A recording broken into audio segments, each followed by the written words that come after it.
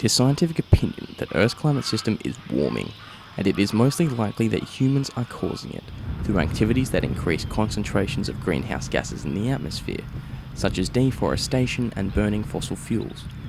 But there are two sides to this coin, and there are governments and corporations coming up with their own evidence to deny this theory. We are going to explore the reasons why no one wants to believe that climate change is real, and why they continue to believe it as fictitious. In terms of the spokespeople who are working on both sides of the fence of the anti-global warming kind of projections coming out of mining industry groups and that stuff coming from the Greens, I think they're both defeating their own purposes by the kind of spokespeople that they're using. But in the case of the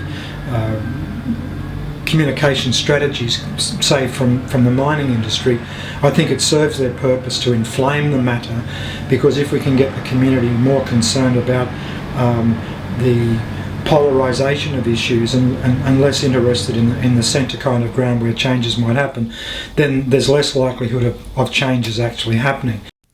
The biggest problem those in support of climate change face is that they believe the community is not doing enough to help prevent climate change. They believe we should be doing things like being energy efficient, like changing all your bulbs to LEDs and turning off and unplugging power points. However, it is a struggle to get the community informed about climate change. The mainstream media is mostly boycotting climate change or not talking about it at all. There are several things that we have to look at as individuals, and we can't always listen to the media, the political parties, and the skeptics. We really have to look at, find as much evidence as we can to make our own decision as to whether global warming is real, and listen to what the parties are saying, listen to what the mining companies are saying, and then take it from there. Anti-climate change advocates have come up with their own evidence to suggest that climate change isn't real. For example, there is a theory suggesting that the temperature has essentially been flat for the past 17 years, and we haven't seen any warming since 1997. This leads to the belief that these questions are not decided by consensus, and that serious evidence needs to be provided.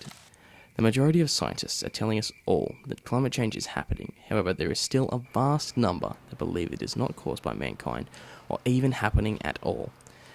Whether or not all this information is real, it is still unclear what the general opinion on climate change is.